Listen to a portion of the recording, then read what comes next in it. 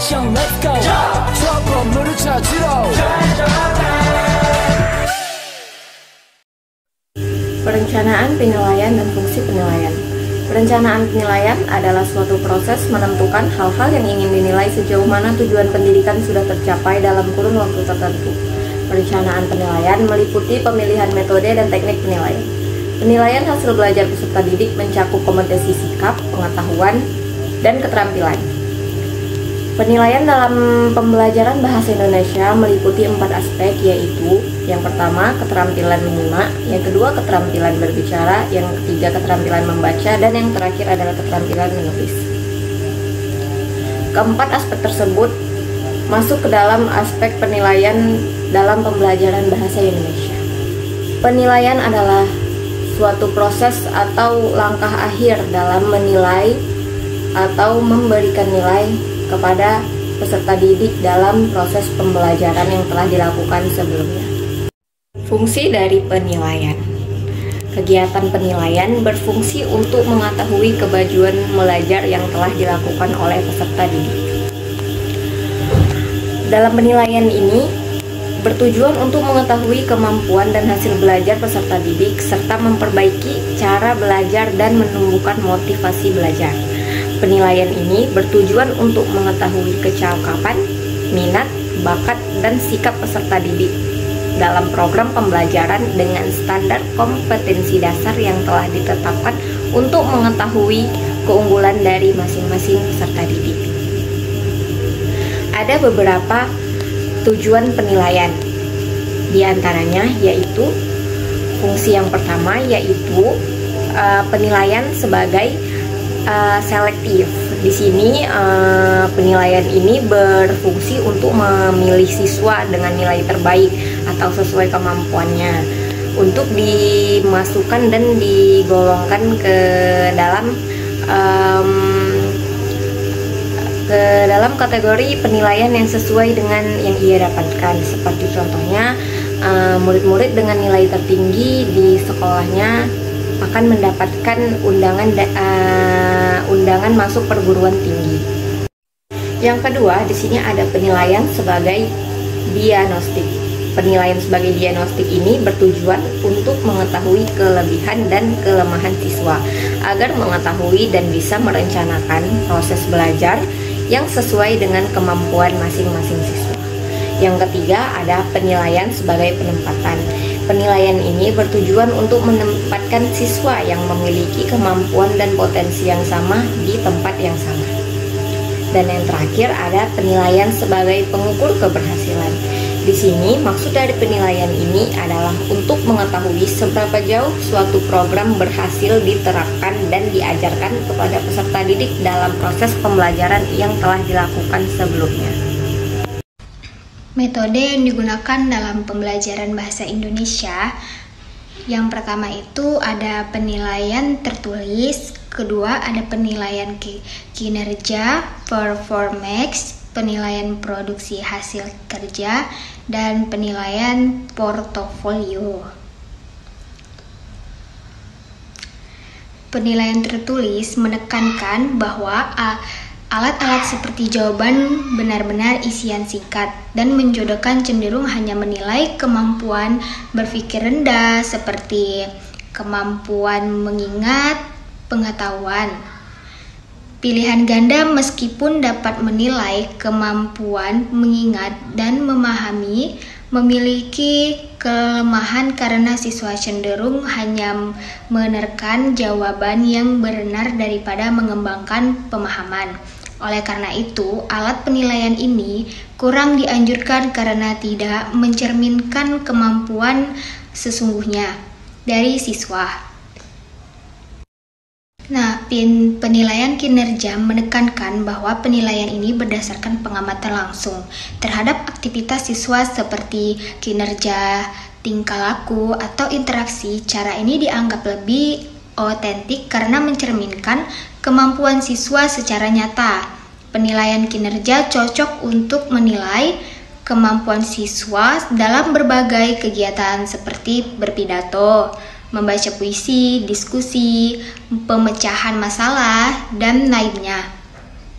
Namun, penilaian ini memerlukan alat penilaian yang sesuai dengan kegiatan yang dinilai.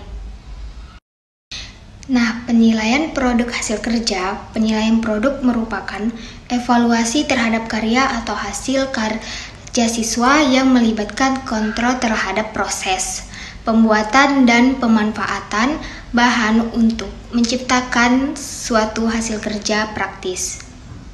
Dalam konteks pembelajaran bahasa, penilaian produk ini dapat berupa pembuatan puisi, cerpen, serta pembuatan kelengkapan bermain peran seperti baju, topeng, atau properti lainnya. Selain itu, siswa juga dapat dinilai melalui pembuatan alat peraga untuk pembelajaran pembaca permulaan.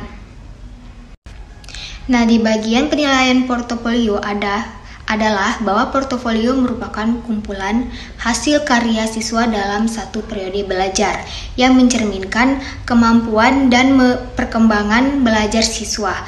Portofolio mencakup berbagai jenis karya seperti gambar, karangan puisi, dan lainnya yang dapat digunakan berbagai dasar untuk mengevaluasi kemajuan siswa dan untuk merencanakan strategi pembelajaran yang sesuai. Dengan menggunakan portofolio, guru dan siswa dapat bekerja sama untuk mengidentifikasikan kelebihan dan kekurangan dalam karya siswa serta untuk merencanakan langkah-langkah perbaikan yang diperlukan. Selanjutnya ialah penilaian dalam pembelajaran bahasa Indonesia mencakup dalam beberapa aspek yang penting, yang mana dapat mengukur kemampuan siswa dalam berbagai keterampilan berbahasa. Aspek yang pertama ialah penilaian kemampuan mendengarkan. Nah, penilaian ini mencakup kemampuan siswa untuk memahami, menafsirkan informasi yang disampaikan secara lisan dalam bahasa Indonesia seperti percakapan, pidato, atau materi audio. Nah, penilaian ini bisa dilakukan melalui tes mendengarkan atau seperti aktivitas diskusi kelompok yang melibatkan pemahaman terhadap materi yang didengarkan. Dengan penilaian ini, guru dapat mengevaluasi seberapa baik siswa dalam memahami bahasa Indonesia secara lisan dan memberikan umpan balik sesuai untuk pengembangan selanjutnya. Nah, kemudian aspek yang kedua dalam penilaian pembelajaran bahasa Indonesia adalah penilaian kemampuan berbicara, yang mana penilaian ini melibatkan kemampuan siswa untuk menyampaikan pikiran, ide, informasi secara lisan dalam bahasa Indonesia dengan jelas, tepat, dan sesuai konteks. Nah, penilaian ini bisa dilakukan melalui berbagai kegiatan seperti presentasi, diskusi kelompok, ataupun percakapan langsung antara guru dan siswanya. Nah, guru akan mengevaluasi kemampuan siswa dalam menggunakan struktur tata bahasa yang benar, pengucapan yang jelas, serta kemampuan dalam menyampaikan pesan dengan efektif. Dengan penilaian ini, guru dapat memberikan umpan balik terhadap siswa untuk membantu mereka meningkatkan kemampuan berbicara mereka dalam bahasa Indonesia. Next, selanjutnya aspek yang ketiga, penilaian pembelajaran bahasa Indonesia adalah penilaian kemampuan dalam membaca. Nah, penilaian ini mencakup kemampuan siswa untuk memahami teks tertulis dalam bahasa Indonesia. Contohnya seperti artikel, cerita pendek, atau teks informatif. Selain itu, penilaian ini juga mencakup pemahaman terhadap struktur kalimat, menggunakan kosakata, serta kemampuan menganalisis dan menafsirkan teks secara keseluruhan.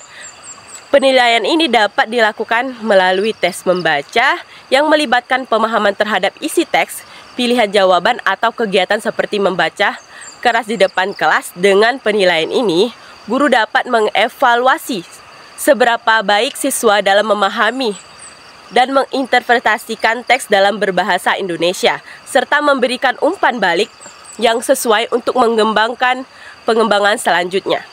Selanjutnya yaitu aspek yang keempat dalam penilaian pembelajaran bahasa Indonesia ialah penilaian kemampuan dalam menulis.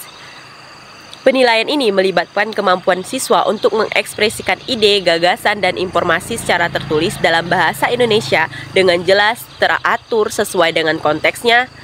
Penilaian ini mencakup penggunaan struktur tata bahasa yang benar, kekayaan kosakata, serta kemampuan dalam menyusun argumen atau narasi yang koheren dan informatif.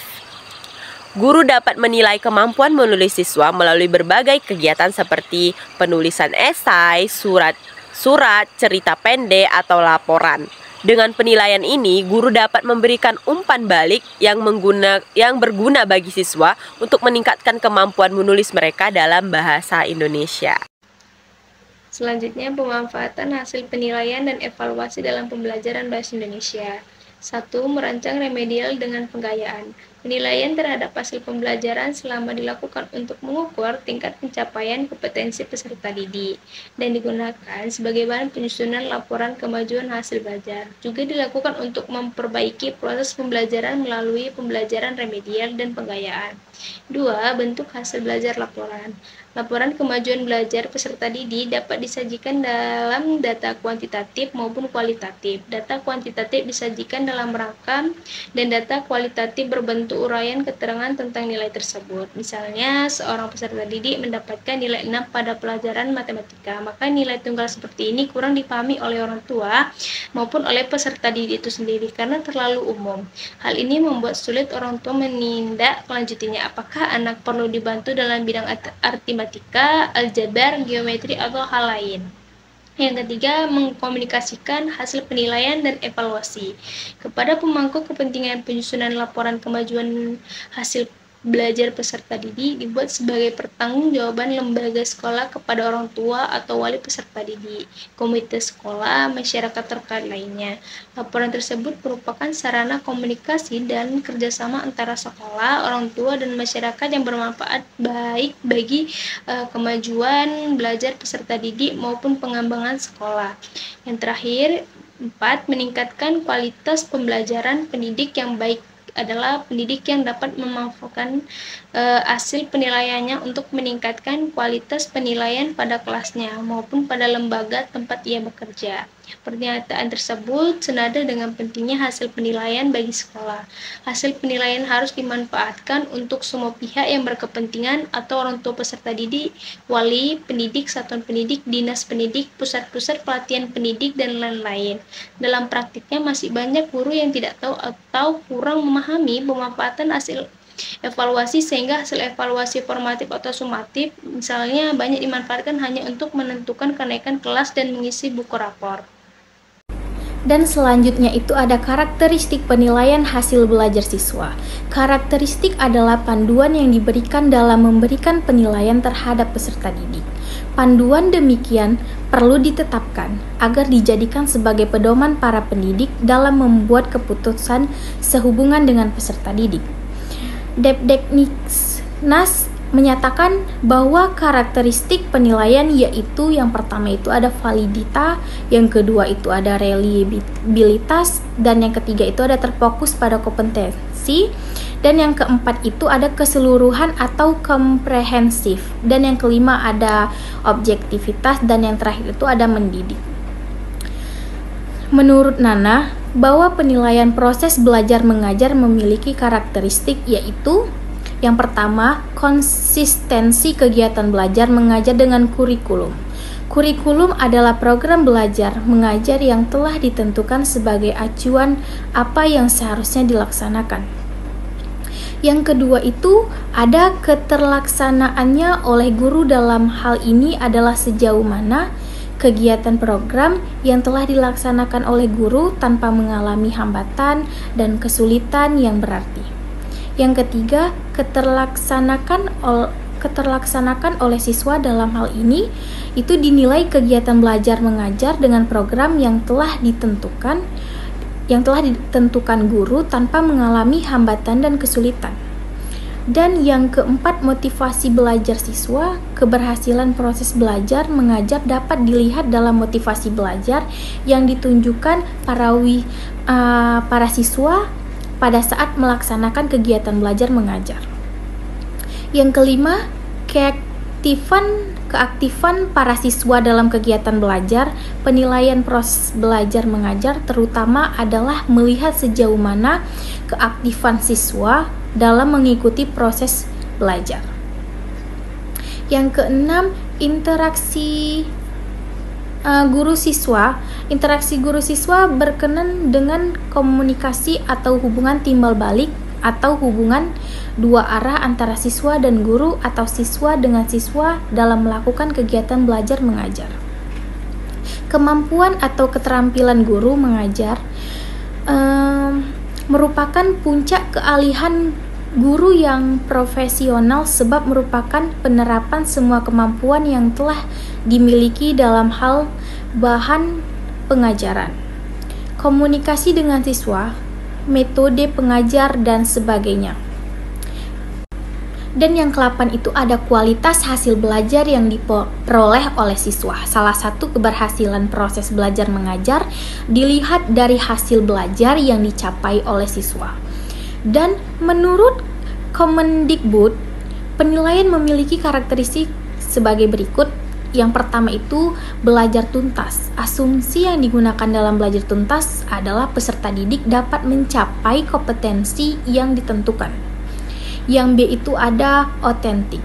Penilaian otentik itu harus mencerminkan masalah dunia nyata, bukan dunia sekolah.